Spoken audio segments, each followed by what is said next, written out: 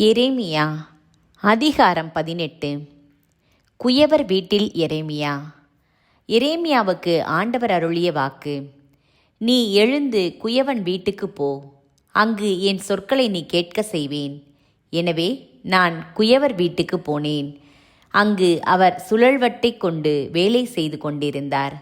குயவர் தம் கையால் செய்த மண்கலம் சரியாக அமையாத போதெல்லாம் அவர் அதை தம் விருப்பப்படி வேறொரு களமாக வடித்து கொண்டிருந்தார். அப்போது ஆண்டவர் எனக்கு அருளிய வாக்கு.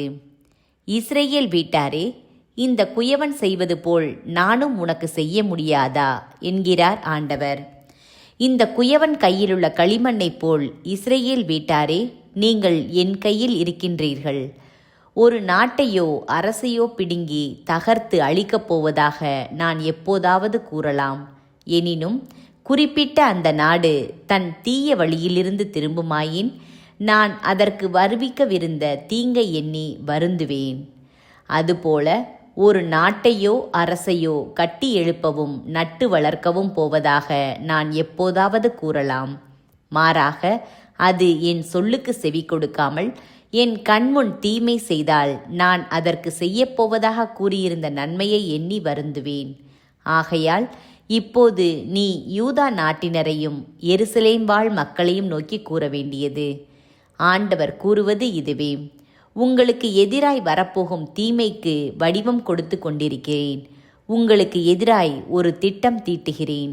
ஆதலால் நீங்கள் ஒவ்வொருவரும் உங்கள் தீய வழியிலிருந்து திரும்புங்கள். உங்கள் வழிகளையும் செயல்களையும் திருத்திக் கொள்ளுங்கள். அவர்களோ, இதெல்லாம் சொல்லி பயனில்லை, எங்கள் திட்டப்படியே நாங்கள் நடப்போம். நாங்கள் ஒவ்வொருவரும் எங்கள் தீய இதயத்தின் பிடிவாதப்படியே செயல்படுவோம் என்பார்கள். இஸ்ரேல் ஆண்டவரை மறத்தல். எனவே ஆண்டவர் கூறுவது இதுவே. இது போன்ற செயலை பற்றி கேள்விப்பட்டதுண்டா என்று நாடுகளிடையே கேட்டுப்பார். கன்னி இஸ்ரேல் பெரும் கோர செயல் ஒன்று செய்துள்ளாள். லெபனோன் மலையின் உறைபனி அதன் பாறை உச்சியிலிருந்து அகழ்வதுண்டோ? அதிலிருந்து வழிந்தோடும் தண்ணீரால் நீரோடைகள் வற்றி போவதுண்டோ? என் மக்களோ என்னை மறந்துவிட்டார்கள். இல்லாத ஒன்றிற்கு தூபம் காட்டுகின்றார்கள். தங்கள் வழிகளிலே தொன்மையான பாதைகளிலே தடுமாறுகின்றார்கள். நெடும் சாலையை விட்டுவிட்டு ஒதுக்கு வழிகளிலேயே நடக்கின்றார்கள். அவர்கள் நாடு கொடூரமாய் காட்சியளிக்கும். காலமெல்லாம் ஏளனத்துக்கு உள்ளாகும். அவ்வழியே செல்லும் ஒவ்வொருவனும் திகிலடைவான். தலையை ஆட்டிக்கொண்டே செல்வான். கீழே காற்றைப் போல் அவர்கள் எதிரிகளுக்கு முன் அவர்களை சிதறடிப்பேன். அவர்களின் துக்க காலத்தில் என் முகத்தை அல்ல, முதுகையே அவர்களுக்கு காண்பிப்பேன்.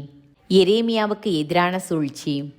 அப்போது அவர்கள், வாருங்கள், எரேமியாவுக்கு எதிராக சூழ்ச்சி செய்வோம். குருக்களிடமிருந்து சட்டமும் ஞானிகளிடமிருந்து அறிவுரையும் இறைவாக்கினரிடமிருந்து இறைவாக்கும் எடுபடாது. எனவே அவர் மீது குற்றம் சாட்டுவோம். அவர் சொல்வதை கேட்க வேண்டாம் என்றனர். ஆண்டவரே, என்னை கவனியும். என் எதிரிகள் சொல்வதை கேளும். நன்மைக்கு கைமாறு தீமையா? என் உயிரை போக்க குழி பறித்திருக்கின்றார்கள். அவர்கள் மேல் உமக்கிருந்த சினத்தை போக்குவதற்காக அவர்களை குறித்து நல்லதை எடுத்து சொல்வதற்கு நான் உம்முன் வந்து நின்றதை நினைவு கூறும். ஆகவே அவர்களுடைய பிள்ளைகள் பஞ்சத்தால் மடியட்டும். அவர்கள் வாளுக்கு இரையாகட்டும். அவர்தம் மனைவியர் விதவையராய் தனியராகட்டும். கணவர்கள் கொல்லப்படட்டும். இளைஞர்கள் போரில் வாளால் மடியட்டும். திடீரென கொள்ளை கூட்டத்தினர் அவர்களிடையே வரட்டும். அவர்கள் வீடுகளிலிருந்து அழுகுரல் கேட்கட்டும். ஏனெனில் அவர்கள் என்னை பிடிக்க குழி பறித்தார்கள். என் கால்களுக்கு கண்ணி வைத்தார்கள். ஆண்டவரே, என்னை கொல்வதற்காக அவர்கள் செய்த சதித்திட்டங்களை எல்லாம் நீர் அறிவீர். அவர்கள் குற்றத்தை மன்னியாதேயும். அவர்கள் பாவத்தை முன்னிலையிலிருந்து அகற்றிவிடாதேயும். அவர்கள் முன் வீழ்ச்சியுறட்டும். சினத்தின் நாளில் அவர்களின் செயல்களுக்கு ஏற்றபடி அவர்களை நடத்தும்.